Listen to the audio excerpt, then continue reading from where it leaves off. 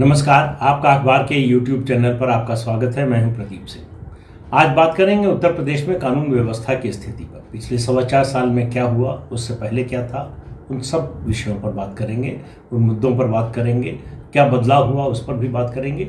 लेकिन उत्तर प्रदेश में कानून व्यवस्था की स्थिति में जो बदलाव हुआ है, अगर उसको एक वाक्य में कहना हो तो उस पूरे इस 4.25 साल के घटनाक्रम को तो आप कह सकते हैं कि उत्तर प्रदेश में गुंडों का आतंक से उत्तर प्रदेश में गुंडों में आतंक, ये सफ़र है।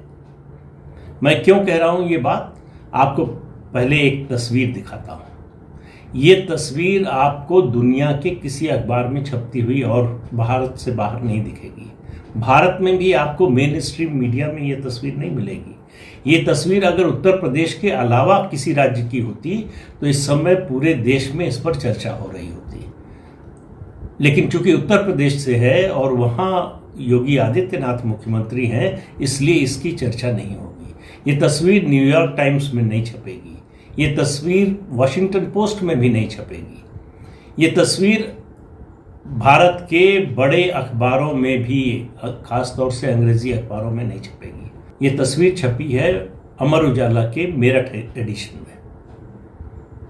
और आप ये तस्वीर देखिए, ये जो लोग आपको तस्वीर में हाथ उठाए हुए दिख रहे हैं, ये कोई राजनीतिक दल के कार्यकर्ता नहीं है। ये किसी शहर या कस्बे में किसी मामले में छोटे मोटे अपराध में पाए गए लोग नहीं हैं।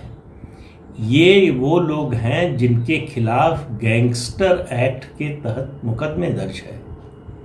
वो हाथ उठाकर कोतवाली में घुसे हैं, कह रहे हैं कि हम सरेंडर करने आए हैं, कह रहे हैं कि हमको जेल भेज दीजिए, हम जेल से जब निकलेंगे तो अपराध से तौबा कर लेंगे, शांतिपूर्ण जीवन व्यतीत करेंगे, कभी अपराध के रास्ते पर नहीं जाएंगे। ऐसी तस्वीर आपने इससे पहले कहीं देखी थी?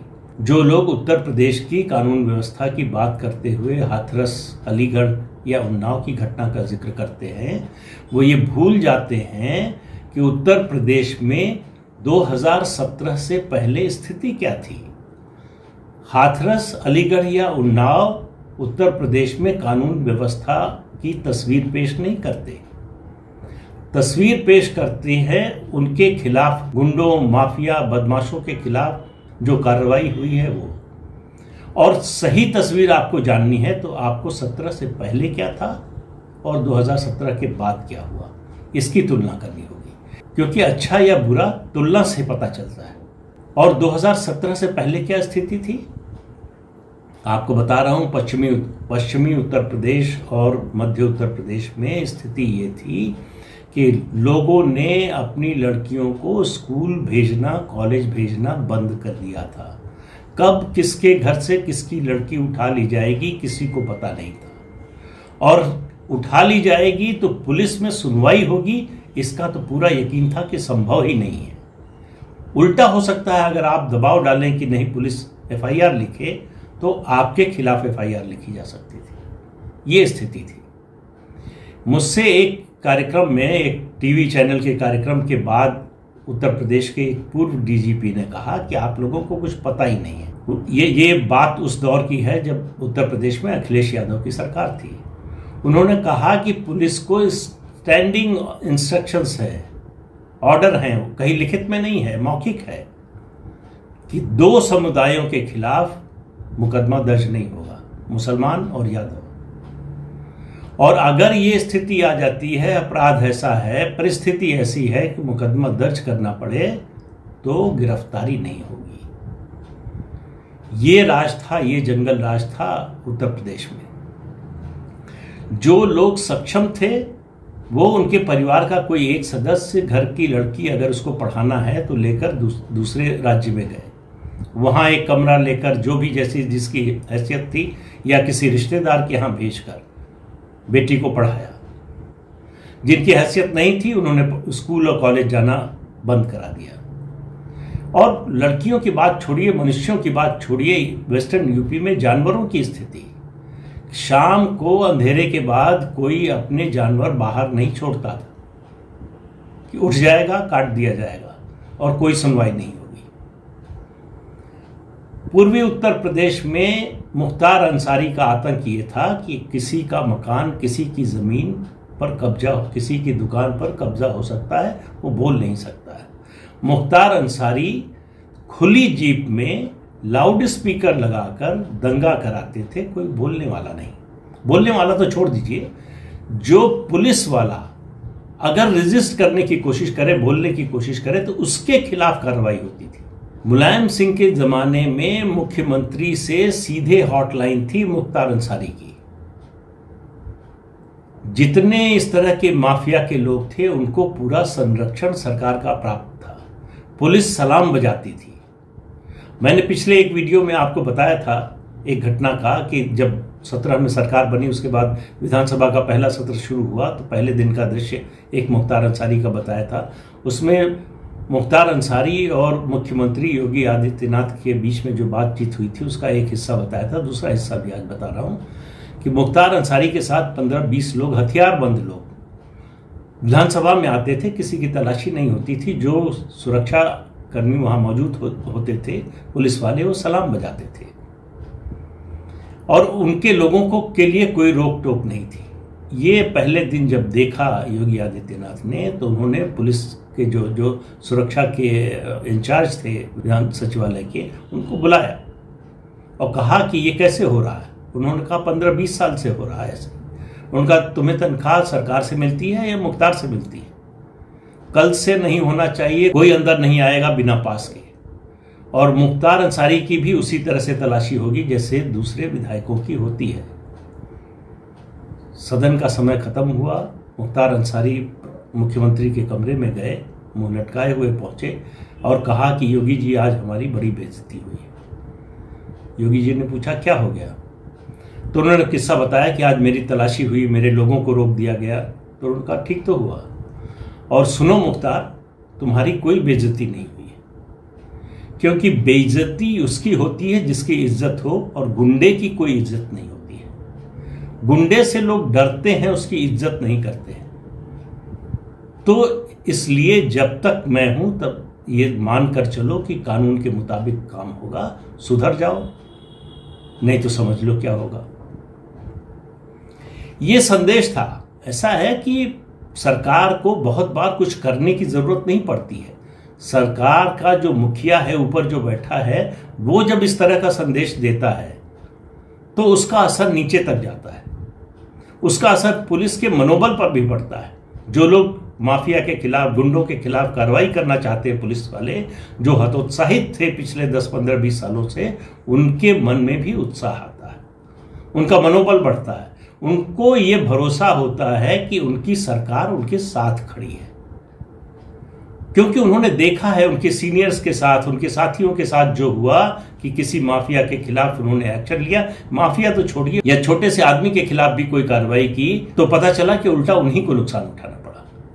ये स्थिति थी उत्तर प्रदेश में। इसके अलावा मुंबई, दिल्ली, पंजाब या दूसरे शहरों में जो काम करने के लिए दलित, पिछड़ा वर्ग के लोग, गरीब लोग, दूसरे जातियों के भी गरीब लोग जो काम करने, मजदूरी और इस तरह के छोटे काम करने जाते थे, और जब लौट कर आते थे घर छुट्टियों में, तो बस स्टैंड पर 10-15 गुंडे मवाली खड़े रहते थे, वहीं पैसे निकलवा लेते थे। वो दृश्य अब उत्तर प्रदेश में देखने को नहीं मिलता। ये उत्तर प्रदेश के लोगों से आप पूछिए तो मालूम हो जाएगा।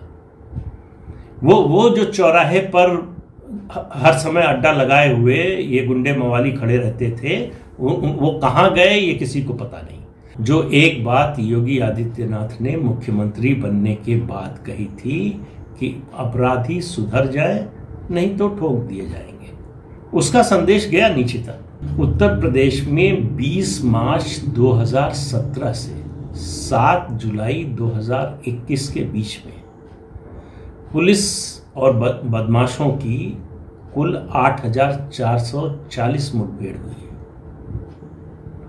इनमें 18,180 लोग गिरफ्तार हुए हैं, जिनमें इस कार्रवाई के दौरान 3,277 बदमाश घायल हुए, 144 मुठभेड़ में मारे गए, 1,151 पुलिस वाले घायल हुए, 13 पुलिस वाले शहीद हुए। इस पूरी कार्रवाई को जब ये शुरू होने के साथ ही इसके खिलाफ एक बड़े वर्ग ने, उसमें इंटेलेक्चुअल्स का भी एक तबका शामिल है, उसमें तमाम एनजीओ शामिल हैं और राजनीतिक दल तो हैं ही, माहौल ये बनाने की कोशिश हुई, उसको दिखाने की कोशिश हुई कि ये मुसलमानों के खिलाफ एक्शन हो रहा है। ये जो 144 लोग मारे गए हैं उसमें सिर्फ 45 मुसलमान हैं। तो ये जब विमर्श खड़ा करने की कोशिश हुई कि ये दरअसल मुसलमानों के खिलाफ अभियान है, वो चला नहीं। और एक बात आपको और बता दें कि पश्चिमी उत्तर प्रदेश में मुसलमान परिवारों में भी इस बात की खुशी है कि अब उनकी लड़कियां बेखौफ होकर स्कूल और कॉलेज जा सकती हैं। गुंडा जो है वो सिर्फ एक धर्म एक जाति के खिलाफ कुछ नहीं करता। गुंडे का तो उसकी प्रवृत्ति है गलत काम करना। वो चुनाव की बात छोड़ दीजिए, वो अलग बात है कि मुसलमान इसके बाद भी जो है बीजेपी को वोट नहीं देगा, लेकिन वो मुद्दा अलग है, वो मुद्दा यहाँ नहीं है। लेकिन आम आवाम में, आम लोगों में अगर सरकार सुरक्षा की ये भावना पैदा कर सके, यहाँ से दिल्ली में जो या एनसीआर में जो लोग काम करते थे वो रात में सहारनपुर हो, मेरठ हो, मुजफ्फरनगर हो, पश्चिमी उत्तर प्रदेश के दूसरे इलाके हों, जिले हों, वहाँ जो काम करने वाले रात में घर नहीं लौटते थे।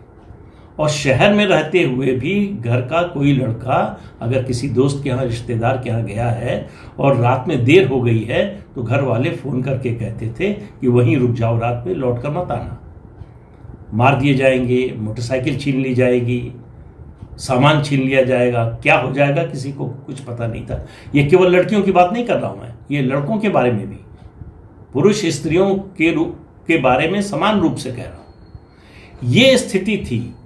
वहाँ से स्थिति ये है कि आज आम आदमी बेखौफ होकर रात में, दिन में किसी भी समय निकल सकता है। मैं ये नहीं कह रहा हूँ कि उत्तर प्रदेश में राम राज्य आ गया है और कोई अपराध नहीं रह गया है, कुछ अपराध नहीं हो रहा है, लेकिन मैं कह रहा हूँ संगठित अपराध की कमर तोड़ दी गई है। दूसरी बात कि लोगों में ये भरोसा है कि अगर उनके साथ कुछ गलत हो गया तो पुलिस और सरकार कार्रवाई करेगी, उनके खिलाफ नहीं, अपराधी के खिलाफ, आरोपी के खिलाफ। ये विश्वास जो है, कानून के राज में विश्वास और कानून का डर, दो चीजें हैं। कानून के राज में विश्वास हर नागरिक का होना चाहिए, ये सरकार का दायित्व है। कानून का डर गुंडों बदमाशों में होना चाहिए, ये भी सरकार का दायित्व है। ये सरकार वो दोनों काम करने में कामयाब रही है।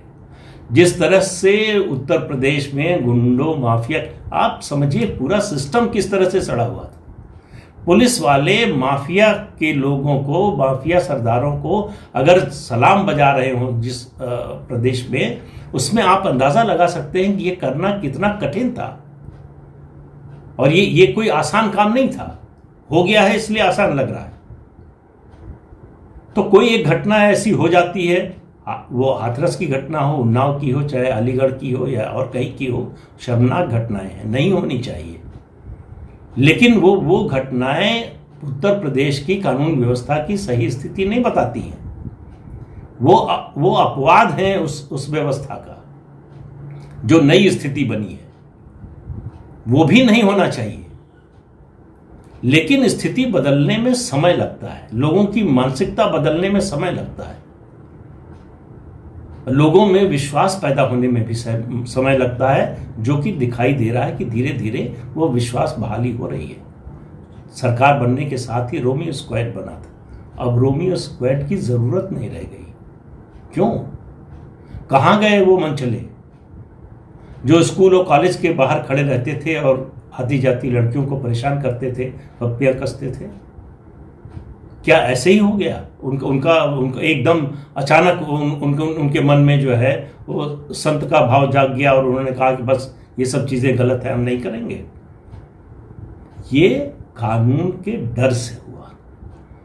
तो कानून का डर जरूर होना चाहिए जो भी गलत कर रहा है, और कानून के राज पर यकीन होना चाहिए जो भी सही के साथ खड़ा है। और ये स्थिति प्रदेश के जिन इलाकों का बताया, मतलब पूरे प्रदेश में ही थी, यहाँ तक कि इटावा का सैफई जो यादव परिवार का घर है, गढ़ है, जो यादव परिवार सैफई को ही, इटावा को ही उत्तर प्रदेश मानकर सारे काम करता रहा है, वहां भी लोगों के मन में ये खौफ, ये डर था गरीब आदमी के खिलाफ। उसको डर था कि कब मार दिए जाएंगे। यादव परिवार के सारे रिश्तेदार, कौन नाराज हो जाएगा, कौन उसके खिलाफ मुकदमा दर्ज करवा देगा। आज बातचीत जो उन लोगों से हो रही है, जो बाहर निकल कर आ रही है, वो कह रहे हैं कि हम जिंदा तो हैं। अगर उनसे बाकी समस्याओं की बात कीजिए तो बोले कि अभी तो इस राज्य में हम जिंदा हैं, सबसे बड़ी बात हमारे लिए ये है। तो इससे आप अंदाजा लगाइए कि अगर सैफई में भी लोग सुरक्षित महसूस नहीं करते थे अपने को, तो किस तरह का राज रहा होगा और किस तरह का बदलाव हुआ है, इसका अंदाजा आप इस बात से लगाइए। अभी ये शुरुआत है, ये मामला पूरा हुआ नहीं है। गुंडों और माफिया के खिलाफ ये अभियान अभी समाप्ति की ओर नहीं है। ये दृश्य आपको लगातार देखने को मिलेगा कि अभियुक्त अपने आप आकर थाने में अपनी जमानत रद्द करा रहा है। देश के किसी प्रदेश में यह दृश्य आपको देखने को नहीं मिलेगा। तो इस परिवर्तन को पहचानिए और इस पर नजर रखिए। आज के अंक में बस इतना ही। अगले अंक में फिर मिलेंगे किसी नए मुद्दे के साथ। तब तक के लिए इजाजत दीजिए। नमस्कार। जाते जाते फिर आपको याद दिला दें कि ये चैनल देखिए, शेयर कीजिए और सब्सक्राइब जरूर कीजिए। नमस्कार।